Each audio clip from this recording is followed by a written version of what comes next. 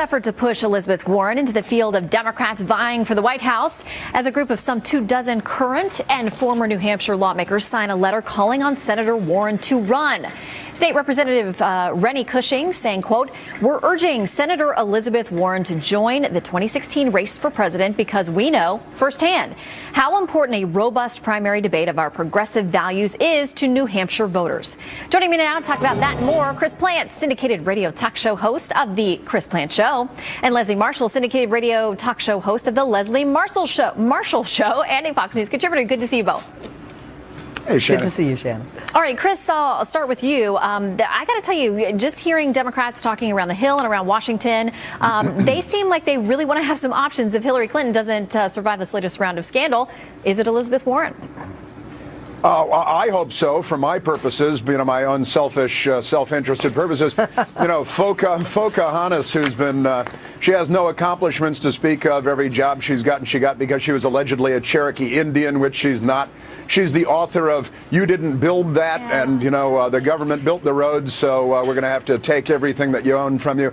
If she wants to run to represent the left wing of the Democrat Party, I welcome that, but it does mean that they're getting very nervous about Hillary, and they're not confident that Hillary is going to, finish out even the campaign. All right. Well, Leslie, do you think Elizabeth Warren could win just the nomination for the party, but do you think she could win in the general? I think no and no. I don't think she can win the nomeation. I don't think she can win in a general election, which is one of the reasons. Chris and I both don't. Chris wants her to run. I don't want her to run. But I have to say, this doesn't have to do with the email scandal. When we look back at Democrats, there are many Democrats that don't feel that Hillary Clinton is left enough. They view her as more of a centrist, a moderate, and they also want some new blood and some new names in the mix. Elizabeth Warren's name has been coming up for a very long time, as has Senator Bernie Sanders from Vermont. So there are people out there that want what they feel the more progressive values that they hold to be represented by people like Elizabeth Warren. This does not have to do with emails. Like I said, when we look at polls, there are Democrats that just aren't big fans of Hillary Clinton and don't find her progressive and liberal, if you will, enough. And they do view Elizabeth Warren as a better alternative. All right. And it does, if I could just real quickly, it just shows how far left the Democrat Party has gone. And Bernie Sanders is a socialist. So I'm glad they're coming out of the closet. But listen, if he runs, you want Elizabeth Warren to run. I want Bernie Sanders to run. That'd make a very interesting campaign. All right. Speaking of those emails, Leslie, that you were talking about, if Warren runs, her presumed Democratic rival in the primaries would be Hillary Clinton.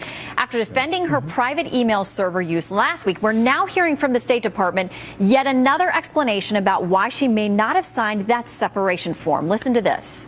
Secretaries of State often do not sign this form as it is a step to revoking their own security clearance.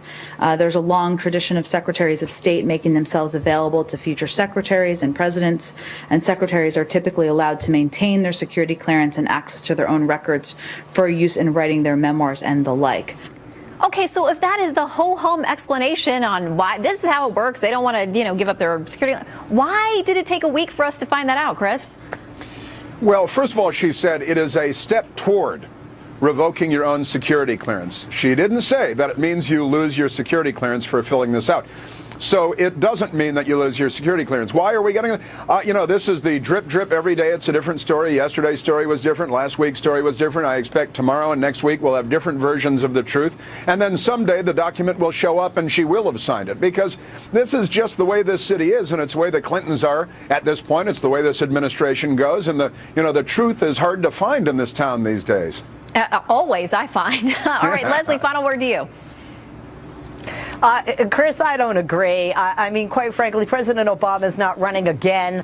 He doesn't, necessarily have the greatest love for Hillary. They definitely were opponents in the past. And the State Department, I think, quite frankly, I think what we heard was, I don't have an answer for you on this. Next day, I do have an answer. She didn't sign it. Next day, and this is why she didn't sign it, and she's not the only former Secretary of State not to have signed it. In other words, no law, rule, regulation, guideline broken, at least in this area of the scandal.